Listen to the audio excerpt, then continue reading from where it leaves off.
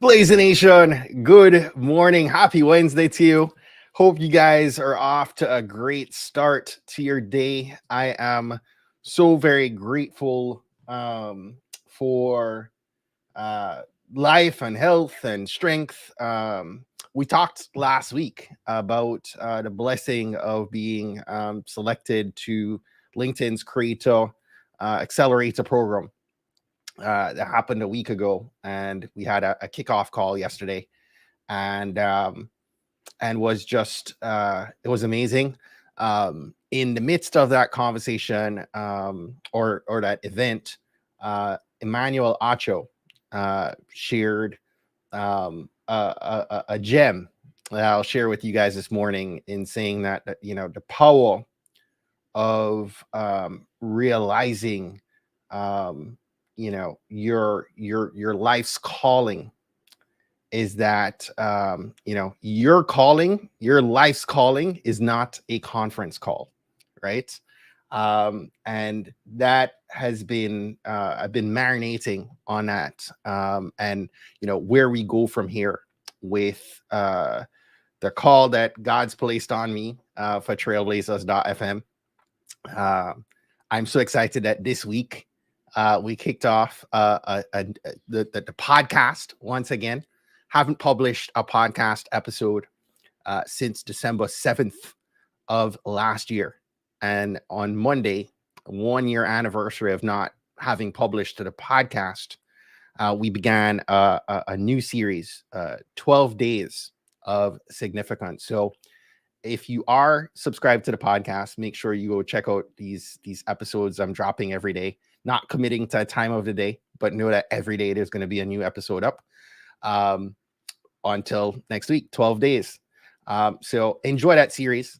And without further delay, let me welcome in my partner in crime on these Wednesday mornings, on these Willionaire Wednesday mornings, Mr. Shawn. Good morning, my brother Stephen. How are you today? I am blessed, man. Woke up I'm, to the sound of the wife screaming at me to get the kids ready for school, and nothing's better. and that's what I always say when people ask me, how are you doing? And I'm like, I woke up, right? And that's a blessing. And Yes. thank you for that gem about calling, right? And you just got me basking in, one of my mission mantras, the mission mantra, right? That tomorrow is not guaranteed. So stop stalling on your calling and just jump Just in, jump in. right? And so I am so excited today. I'm loving your background there, right? So over your left shoulder, you got that the Wall of Fame with the Trailblazer. Thank you for putting me there with all those luminaries. And over your right shoulder, I too am America. Yes. I got to step up my game, right? I look like my background is like the dorm room. And so before we bring in, and I don't even want to call him a guest. He's a part of the family, a former Trailblazer podcast Yeah. guest. I like to start off our Willionaire Wednesdays with this inviting folks into the room, and there are at least two folks I want to invite in the room. And the first one is the amazing Maya Angelou, who said, and this is a quote of Maya Angelou's, that we begin the afterword with in I Too Am America, on loving and leading Black men and boys. And she says, there is no greater agony than bearing an untold story inside you, right? And we're going to be talking about story. And speaking of story, here's another story, Tim Story, who our guest today, Nick Chiles, wrote this book with Tim, The Miracle Mentality. And there's this quote in there that says this: most people get derailed on the way to becoming a grown-up and lose all sense of the miraculous. That's why I say that the uncommon dream requires uncommon focus and uncommon faith. And so I just want to lift up uncommon focus and uncommon faith. And when I think of our brother Nick Chiles, let's bring him in the room. I certainly think about uncommon focus and how he has just in his craft and his work. And we were just talking about so many stories that Nick and I have over the almost 40 years of knowing each other. But one, as I introduce him and I think about uncommon focus, I don't know if Nick remembers this. God, I guess this was in the 90s. Our families, we rented a house in the Hamptons, and we were hanging out. And my kids were little, and I don't even know if the twins were. I guess the twins were born. It was in the 2000s.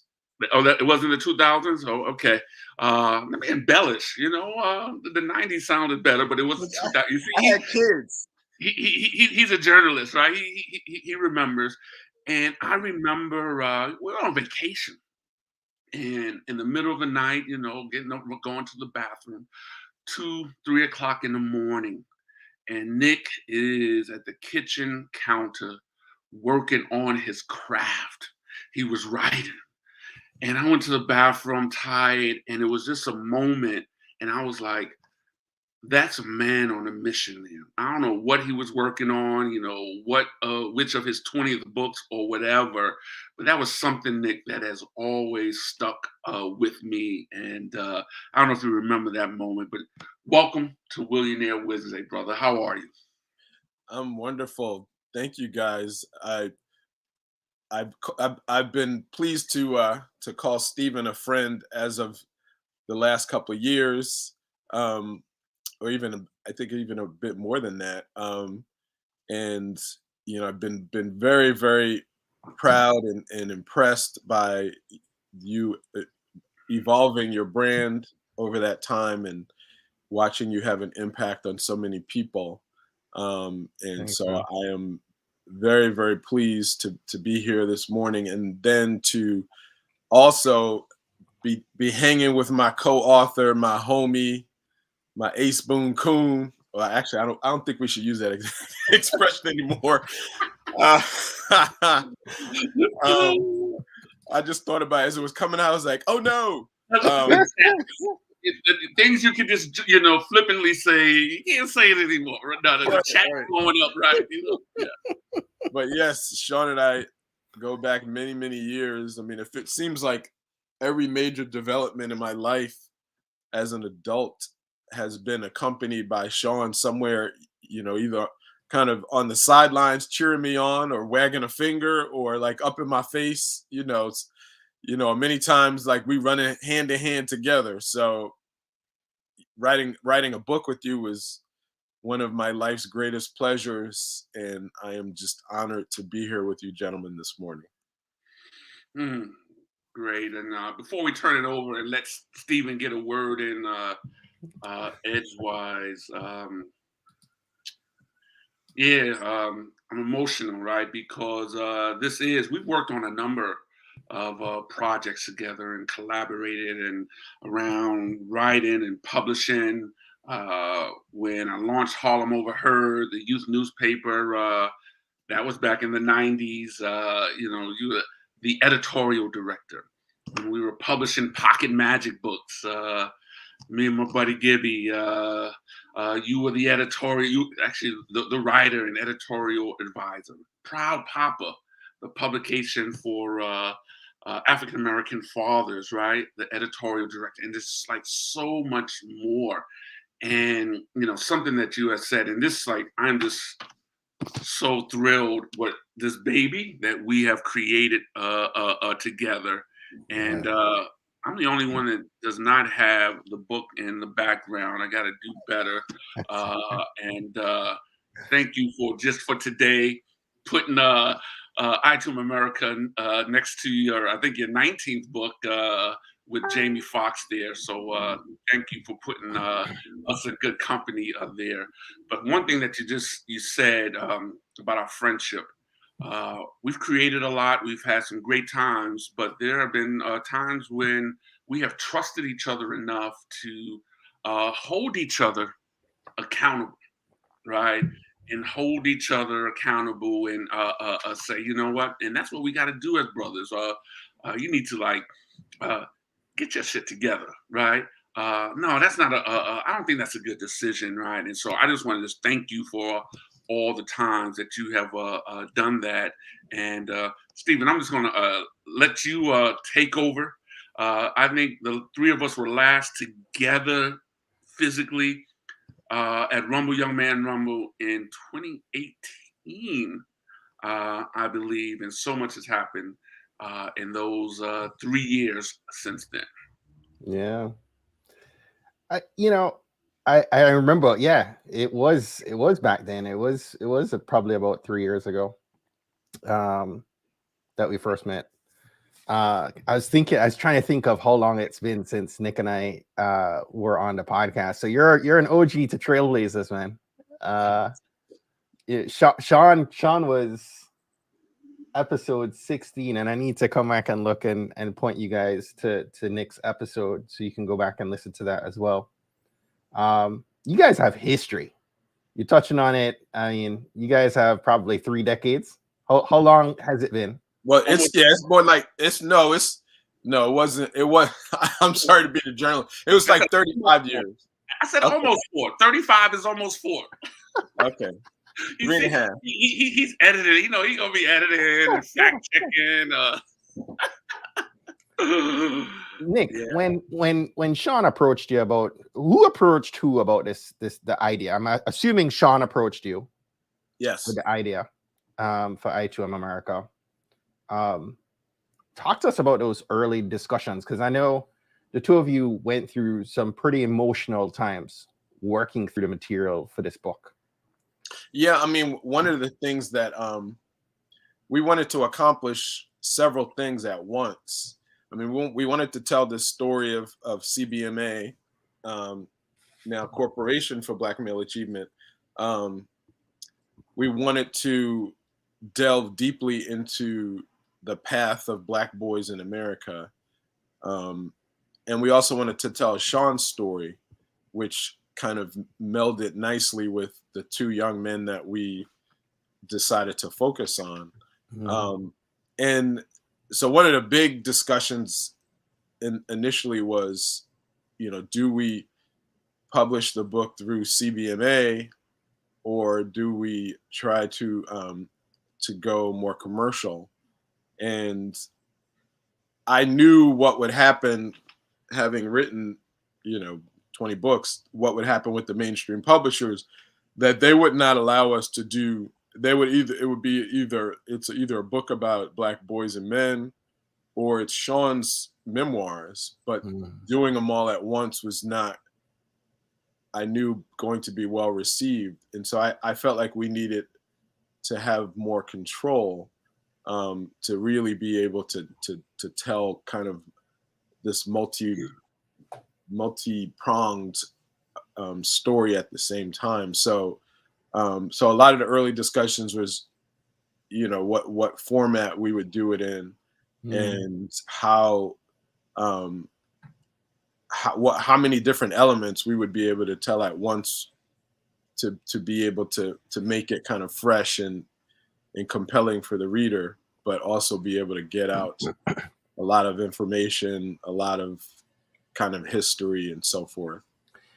I imagine that it's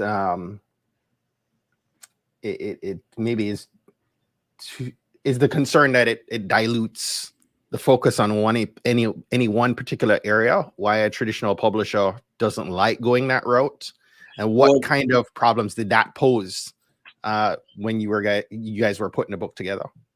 Well, they would have a problem with trying to understand how to market the book. What category would it go in? Where would it go on the bookshelves? How would they describe it?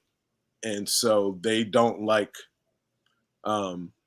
nuance with these kind of things. It needs to be black and white, for want of a better term. Preferably in their case, white. They don't want it to they don't want you to have to kind of explain what the book is. They want it to be very clear and obvious. And so, I knew that, and I think Shawn had some experience with that kind of feedback. Yeah. So Yeah, we talked couple about things that. there, right? So obviously, Nick has a long history in the publishing Yeah. industry, uh, and we had already decided to self-publish, right? Mm. But with the first draft of the manuscript, right? God, which this might have even been over a year ago, Yeah. right? First draft of the manuscript. I shared it. I went to high school with Maria Rodell, who her parents started Rodell Press and Publishing, and I shared it with her, and she was like, "This is amazing. I love it. I want to share it with a literary agent." And although the intent was to self-publish, but I was like, "Oh, okay, go ahead and share it."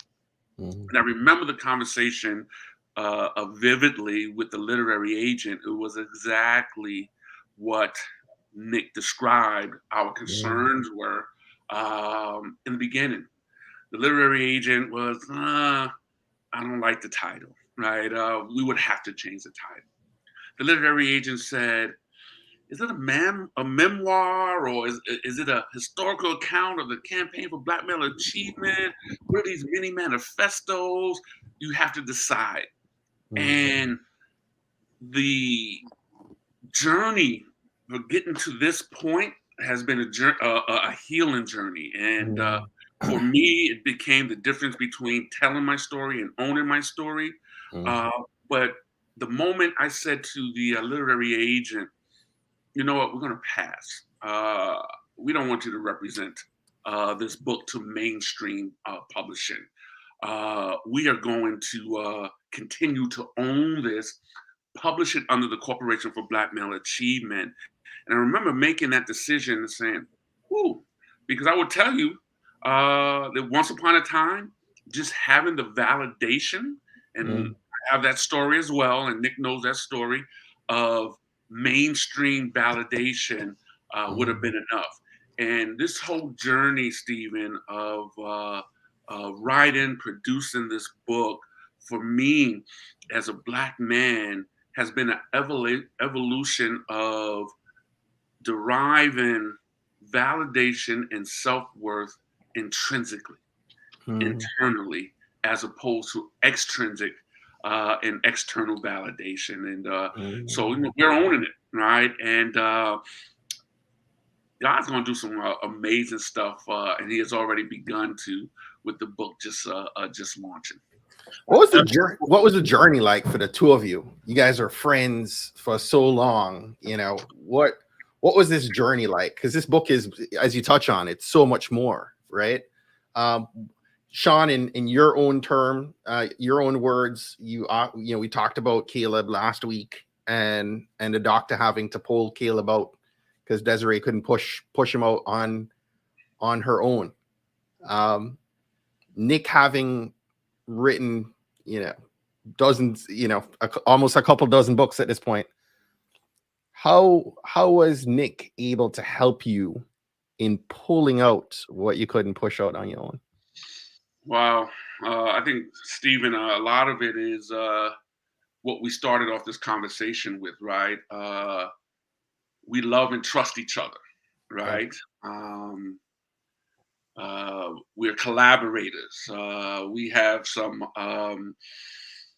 back and forth, Wesleyan versus Yale. Nick didn't get into a Wesleyan. He had to go to Yale, and we would battle back and forth there. But in so many ways, we've seen each other grow up, right? And let me just say this, right? We have seen each other at vulnerable moments, and I literally cried my way through this process, this healing process. And so not only Nick's professionalism and his artistic craft as a writer and journalist, but he knew me. And he knows me and was able to be a midwife in so many ways to like pull this. And I look at it more than a book, as a seed. And before I turn over to Nick, we have this quote in the book from the Gnostic Gospels of St. Thomas that says, "If you bring forth what is inside of you, it will save you. If you don't bring forth what is inside of you, it will destroy you." And we all got that something inside of us that I shared with the Caleb Breach story that we will never be able to push out alone, and that God wants us to get vulnerable and have midwives help pull it out. And so I think for our relationship, Nick was that for me. And I think equally and conversely, he's an educator. He loves our people and the value of telling this a multifaceted story of I Too Am America. I think was an important milestone in his career. Nick, flipping the script. So still staying on that vein, but from your perspective, again, you've authored so many books. You have a mental framework for what it takes for a book to succeed. Yet you're now working with a lifelong, close friend with all of what we just touched on. What was the tilt, right, for you to, as Shawn touched on, you're working on your craft all hours of the day and night. You know what it's going to take for I Too Am America to be what it should. Nick, you're muted. Sorry. Let me first say that I don't work at 2 or 3 a.m. anymore. That I left that behind maybe in my early 40s. Body can't do it. Well,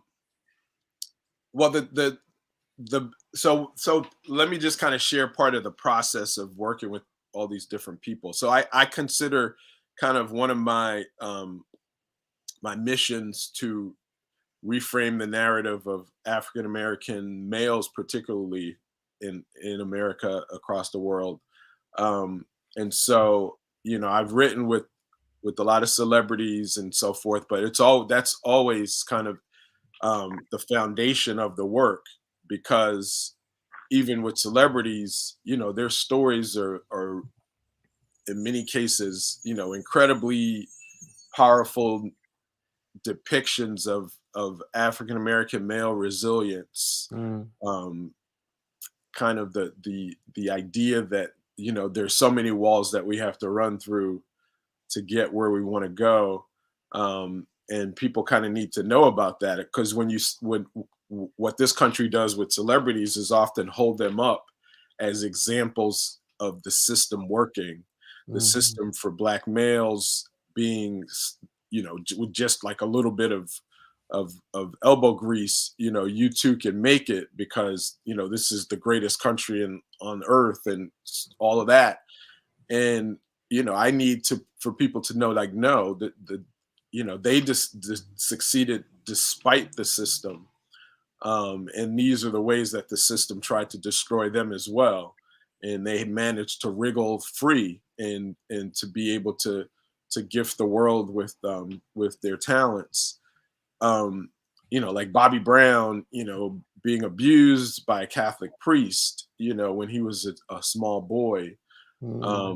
Jamie Foxx being incredibly poor, but having these grandparents that saw his gifts and kind of protected him and sheltered him from trouble, though he still managed to find trouble. Jamie's always going to find some trouble. But it's always been part of my what I find as my duty to reframe narratives. And so, Shawn's story was a really powerful example of that. And so I knew, we see this man before us, very proud, articulate, wise, but he had to come through some serious stuff to get to that place. And people needed to know about all of these these blocks that get put in the road before us, and how, you know, we're each one of us is succeeding despite this system that this country has devised to basically to stop us, to destroy us, to emasculate us. And so I knew that that Shawn's story was going to be kind of a perfect model for me to be able to craft. And so I also knew what's in his head. And so a lot of times what I'm challenged with when I work with other people that I didn't know beforehand is, you know, my goal is to get to know them so well that I'm almost like I could be like their speechwriter, or if you came to me and asked me what Jamie Foxx felt about, about solar electricity or something, I'd be able to give you an answer that pretty closely parallels what he would actually say, because, you know, I've gotten to know him that well. And that's always my goal. Sometimes it can be very challenging. You know, I'm having to peel away the layers of the onion with a lot of these guys, because especially celebrities are kind of predisposed to be very protective of, you know, their emotional state, to be very protective of their past. And so there's a lot of things that they don't want to talk about. And, you know, they tend not to be very introspective anyway. And so it often takes quite a while for me to get to the core of the onion.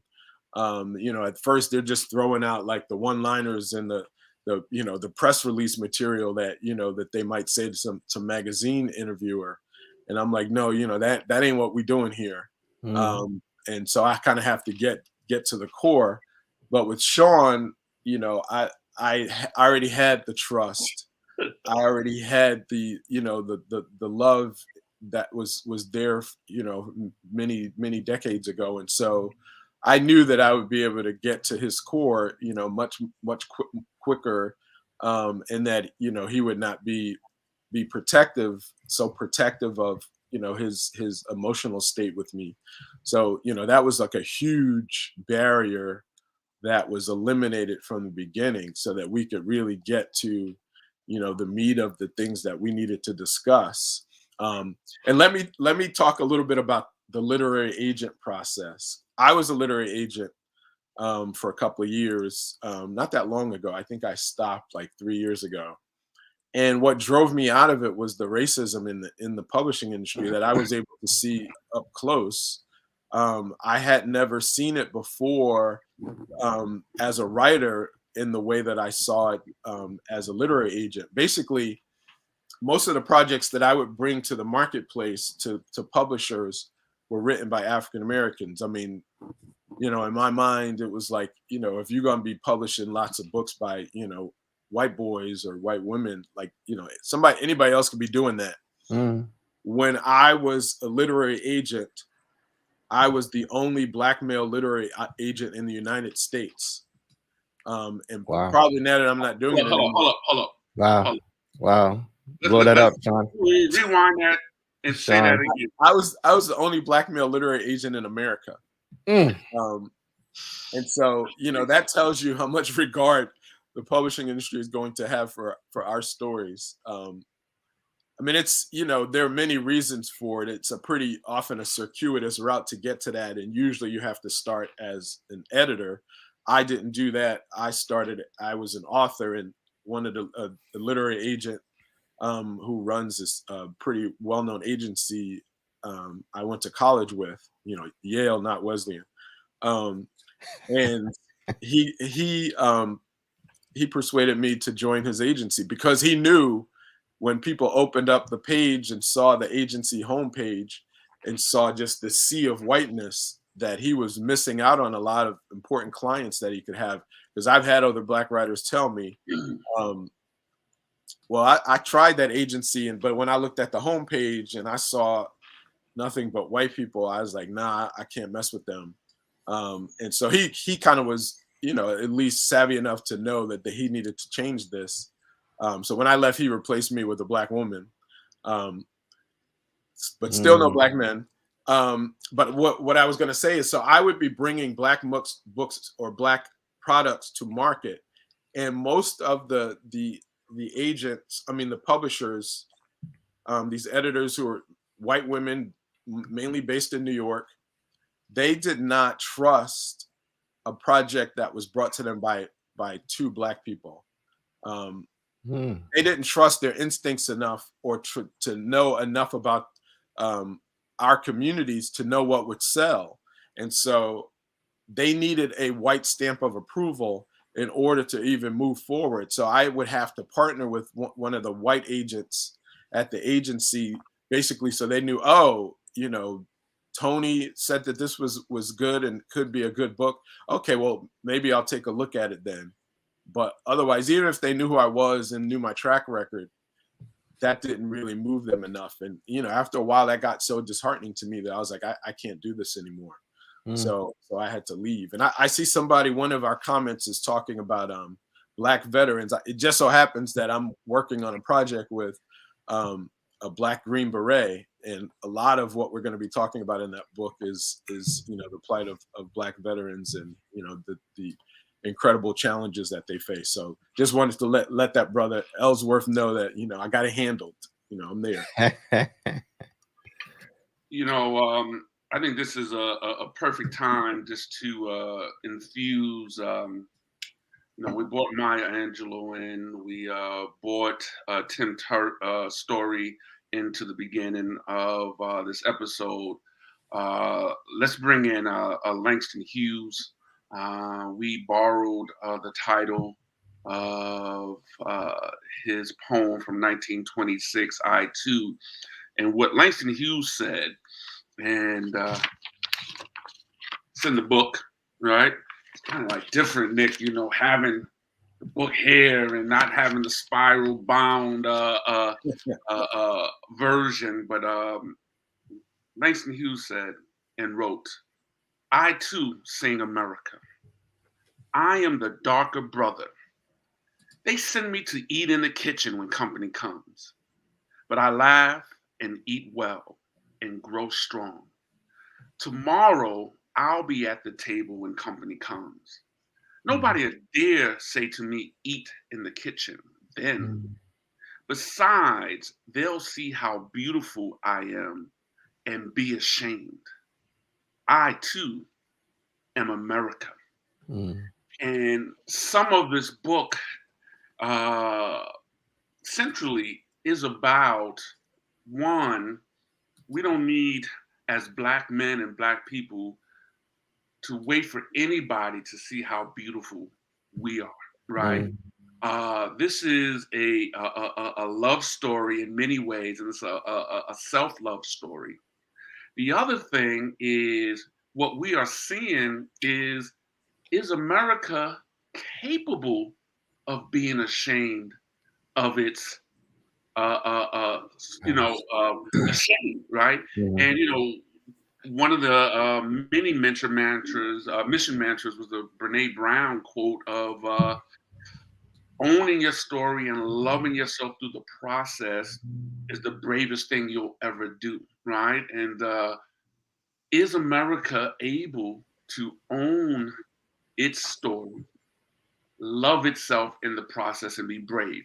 And what we're seeing politically in the polarization, the escalation of white supremacy, if that can even be called escalation, is always there.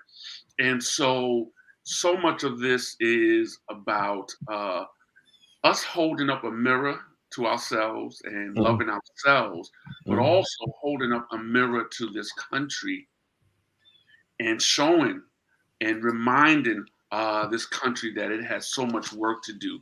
And the other thing I just wanted just to lift up on this, the level of vulnerability in our story, right?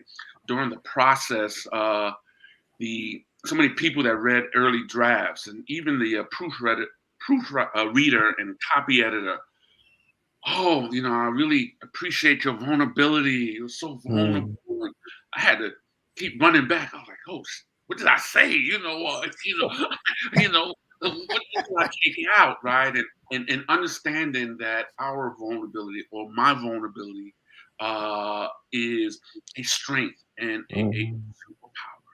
And at one of my most vulnerable moments in my life, right? And I write about the decision to weighing the decision at the end of my active drug addiction, whether or not I was going to jump on the train tracks and grab the third rail. The most important decision I made was to seek recovery. But I remember leaving my job as an executive director of the youth program that I grew up in, going into treatment. And I remember the Christmas of 1989. And I'm like, God, how did I get here in this facility, upstate New York? And Nick, I didn't even know how, he's a journalist, he got the address, right? I was like, I don't even know how he got the address. And he sent me this card with a black bearded Santa Claus on the card. I don't remember what Nick wrote in that card, but I will always remember how that card made me feel. At a time when I was like feeling lost and hopeless, this brother, out of love, and this was like, we had only known each other for a few years, sent love, he sent hope. He was like, brother, we need you. Keep on keeping on. And that was a seed that he sowed into my life at that moment, as others did, that really encouraged me. And so I just hope that everyone has somebody in their life that they can get vulnerable with, and at their darkest moment, they will sow a seed like that. And for the past 33 years, we have been building and collaborating ever since. And there's one other thing I wanted to share about this journey. And Nick talked about reframing narratives. There is also a thread and theme in the book about healing, a therapy, and reframing even the stories we tell ourselves. For almost 50 years, I used to tell a Harlem resiliency story where we write about the day I traveled the New York City subways by myself at 9 years old with a fur coat on, and I got abducted, right? And it was a harrowing, traumatic experience. But for 50 years, or almost 50 years of my life, I used to tell that story as my Harlem resiliency story. And it wasn't until 57 years old, doing some therapeutic work, that I realized that two things could be true. Yes, it was my resiliency story, because I was resilient and God covered me on that day. But that was also trauma.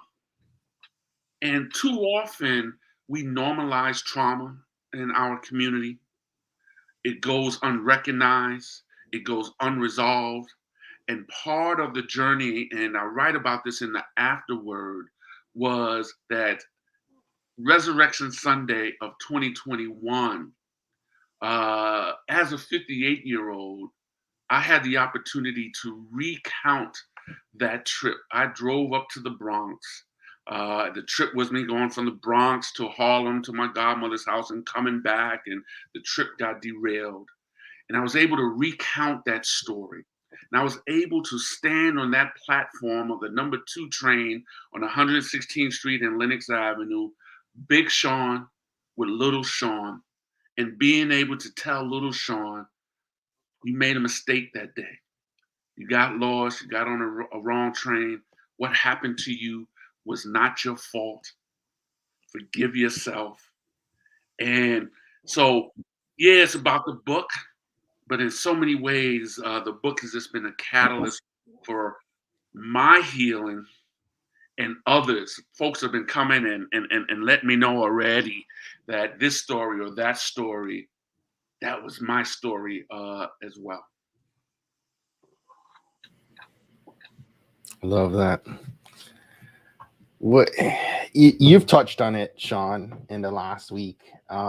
Nick, what you've authored so many books. What's your hope for I2M America? Oh wow.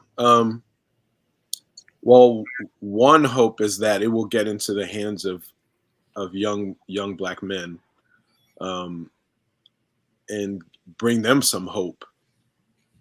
One of the things that I think really surprised me, maybe Shawn not as much, but we went through a kind of a vetting process to figure out who the two young men would be that we would profile. And so one was in Oakland and one was in Detroit. And so these were young men who were offered to us by two men who run organizations that Shawn has worked with. And so in many ways, these boys were like their shining stars. And I very immediately understood when I traveled to Oakland and Detroit and spent time there with them, why they were the ones who were chosen, had many, many talents.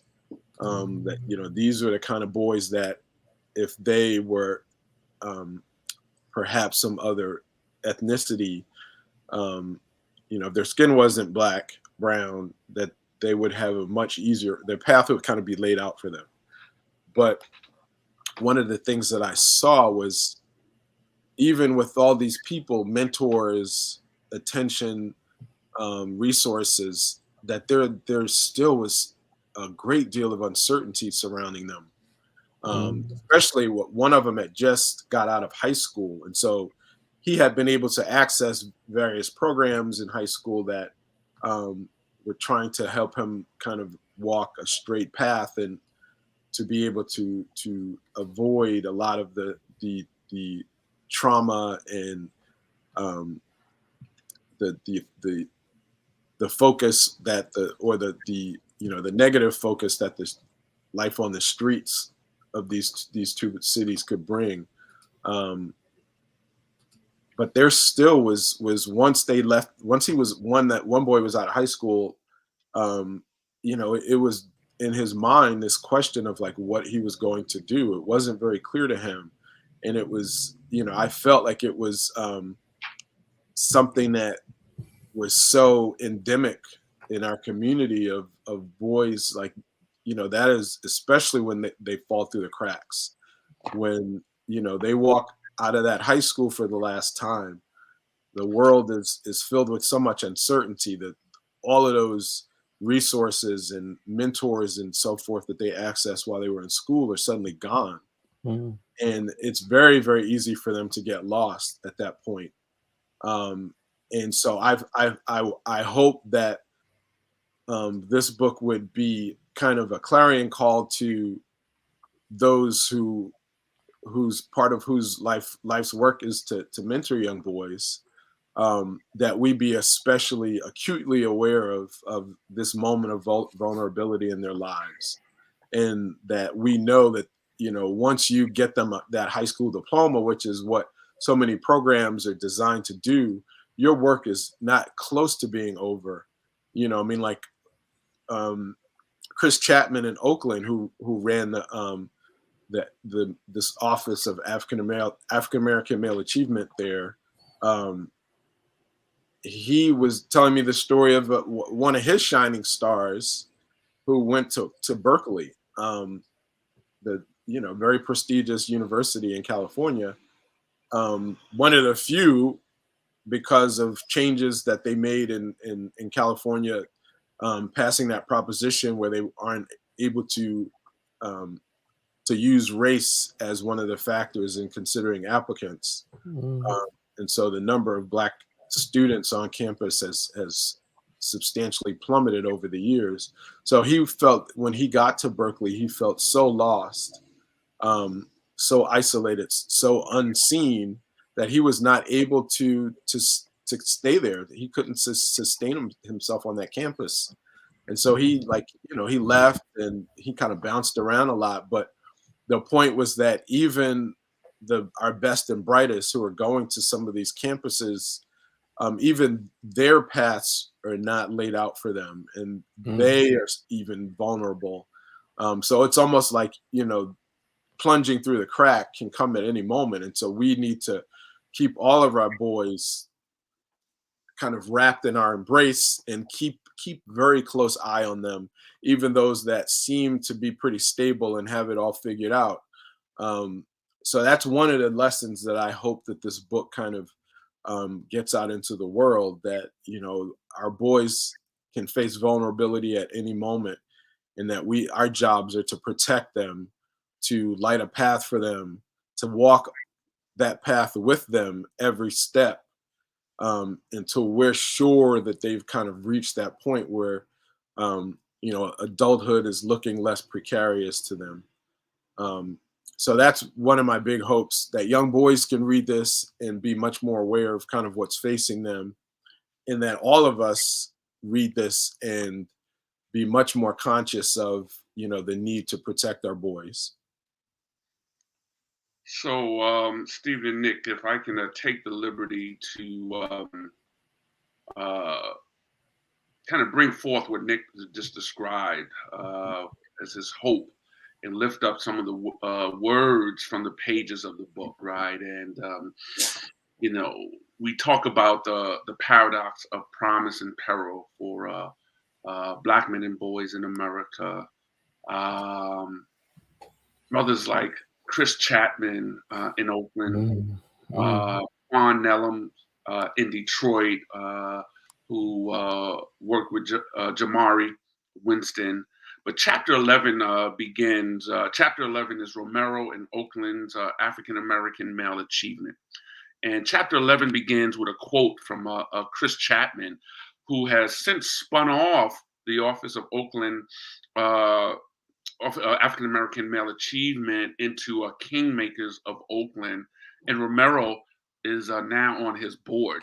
and he's Chris's boss. But the quote that begins this chapter is, this is Chris Chapman words.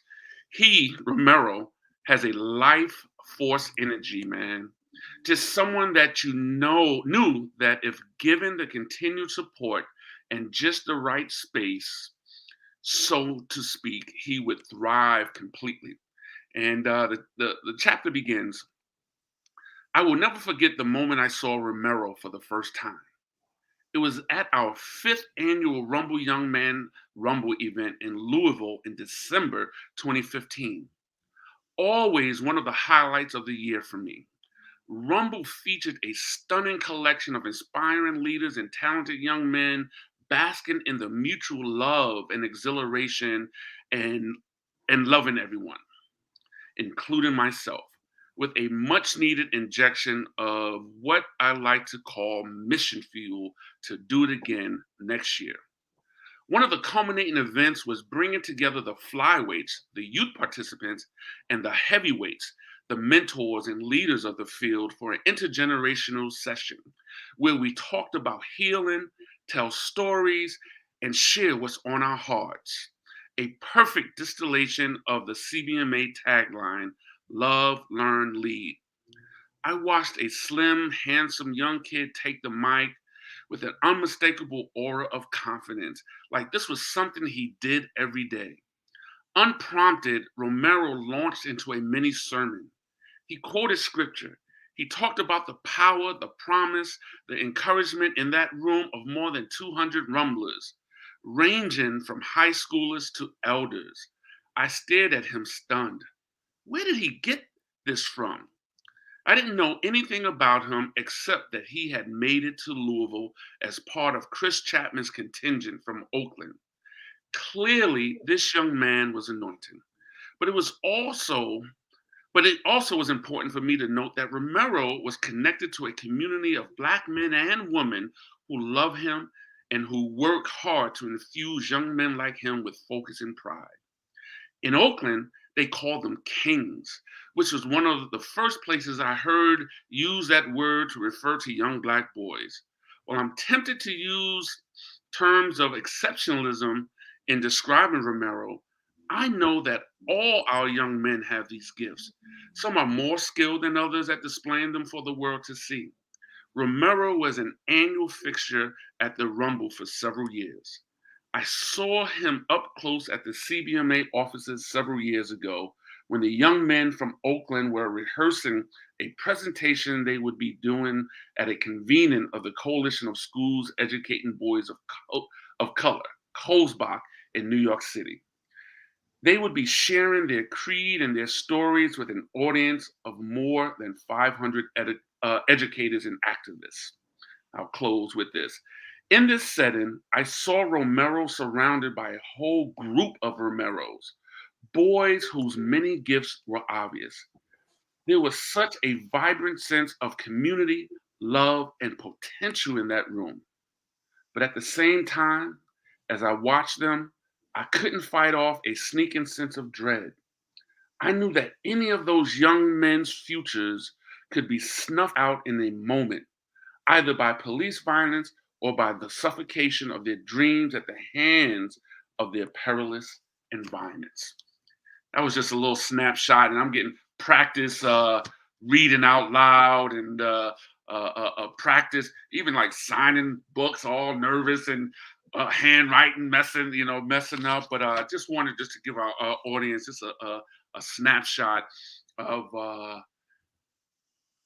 just the love, learn, lead on the lines and in between the lines of the pages of this book. And my hope, Stephen, that this book is sows a seed, not only in young men's lives and adult men's lives, but for folks that love them, sparks a flame, settles an unrest, or sends a reader's soul exactly what they need in this season of this life.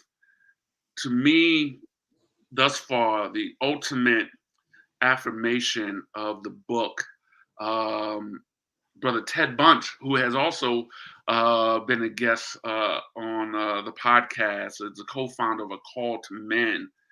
He texts me, he says, I'm reading this book and it reminds me of a man child in the promised land. That was both exciting and it also scared the mess out of me. Like, all right, don't, that was like, but it touched me because in my early adolescence, as a member of the Dome Project, our coach, John Simon, would have the basketball team read in a circle before we went to practice. And Man Child in the Promised Land was one of the first books. That was my first book club. And we read out loud before that book. And after practice, we went to the corner. We were smoking joints and drinking Old English, but we were talking about the plot of the book. We were talking about the character Sonny, and that book in my early adolescence sowed a seed in me for writing, publishing, and the seed was there, but it really germinated it. And so for him to say that the book that Nick and I birthed together reminded him of Man Child in the Promised Land, I was like, thank you, Jesus. And I hope that it does the same for the next generation of young men sitting in a circle. So we'll be creating book clubs. We're talking to a partner about launching an I to America fellowship for 18 to 25-year-old Black men, young men, so that they can tell their I to America stories, right? That's threaded with history and reading and learning, a graphic novel, right, version of it, right? And so instead of a big splash, this book, we're going to be, lots of ripples, splash, and we're going to work this thing, right, and tell this story. As we get set to wrap up here, I know the content of the book will help our Black men and boys. I think the process of writing a book, you've lived out your calling, Shawn. There's no cavalry coming to save the day, and you often bring light to us being the curators of the change we're seeking to see. and you've created the change you're seeking to see in many ways. What's your advice to, and I'll ask you both, Nick, maybe you can kick us off given your experience. Someone thinking, Stephen Hart, thinking of writing the Trailblazers book. And for all the many other people that will listen to this content via the live stream and the podcast, what's your advice? What's your action item to us to take that first step to bringing that story out?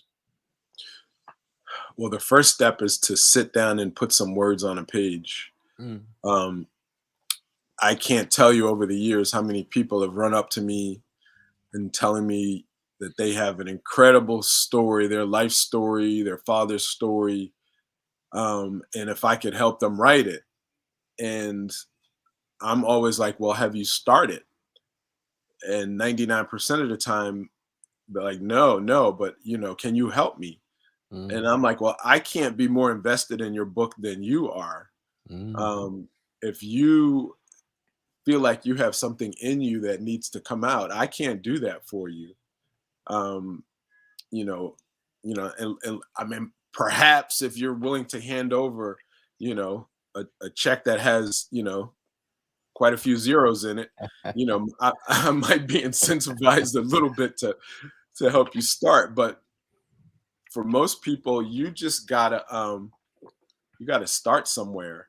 Yeah. And that is the hardest step that I think most of us have. I mean, we kind of people often cite time as a big obstacle, but the time to write your book is not going to come and knock on your door one day. Like, you're sitting there watching, reality television, and it's like, 7 o'clock at night, and you're going to hear a knock. Hello, this is your book. It's time to start. That ain't how it works. You have to carve out space in your day that previously had been devoted to something else. Maybe it's going to be waking up, an hour earlier in the morning, or it's staying up an hour later at night. I mean, Shawn in the beginning cited me working at 3 a.m., when I was a younger person, and I was able to do that because I had a full-time job as a newspaper reporter. So I knew if I wanted to write books, I had to carve out time that didn't exist or didn't seem to exist in order to start doing that. And that's the advice I would give to people, that you have to actively carve out this space and sit down and just start writing in order to and you put the time in. Maybe it might take a couple of years, but a couple of years down the line, you will have evidence that of hard work and perhaps a story starting to take shape that people will want to read. Yeah. Beautiful. Love it. Shawn, you want to add to that? Wow. I think Nick said, a lot. I would echo and agree with all that he said. I would return quickly to the Maya Angelou quote that we started today's episode with. There is no greater agony than bearing an untold story inside of you. I would say that if writing, publishing, or telling your story is your dream, your team is going to be just as important as your dream, if not more. It is a cliche, but dream work takes teamwork. Yes. And know that it's not just about you, that there is somebody out there who is waiting for, praying for, looking for the gift, the story, the offering. And it may not be a book. It may be a podcast. It may be an app. But that's inside of you that you're called to create. Somebody's waiting for that. And then, the asking for help part, right? And getting vulnerable and going to someone and saying, I got something inside of me that I need your help to pull it out, right? So that certainly is the advice. And at the end of the day, you're writing for, you're producing, and you're creating for an audience of one. Love it. Listen, I appreciate you both, brothers, for being here this morning. And any last words before we wrap? So yeah, I always got a last word, right? I know I'll be pushing us to the a limit, but I'm going to let Nick go first, and then I'll do a quick last word. Well, I think one of the overarching themes of this conversation has been love. Our love for each other, Shawn and I, love for you, Stephen, and our love for our people and for our men and boys. And I just want to encourage us all to keep each other in our hearts, and to bring kindness, empathy to the table as much as possible, because there's so much corrosiveness that's around us, that's directed at us, that we can't be the originators of that energy ourselves in our communities. That we need to love each other, and when we start doing that more and more, great things will happen for all of us. That will be kind of the miracle mentality that Tim's story talks about. Yeah. So just love your fellow man and woman, and let's bring down the negativity to like a minuscule level. So in the introduction of the book, we start the book with Langston Hughes' poem "I Too." In the introduction, we start the introduction with a poem that I wrote in 1988, and I want to close with that poem. Whilst that poetry in motion, I stopped to look for a brother with ways to write a book.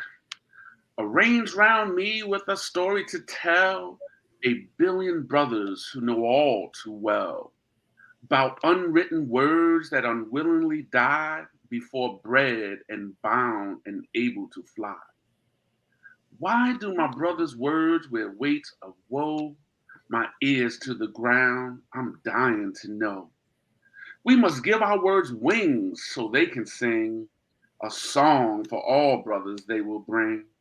The ability to dream, to fly, and to soar is to you, my brothers, these words are for. To give your words a life, you must sit and write your story with tales of what life is like. Do me a favor and set your words free, because I need to hear them. Do it for me.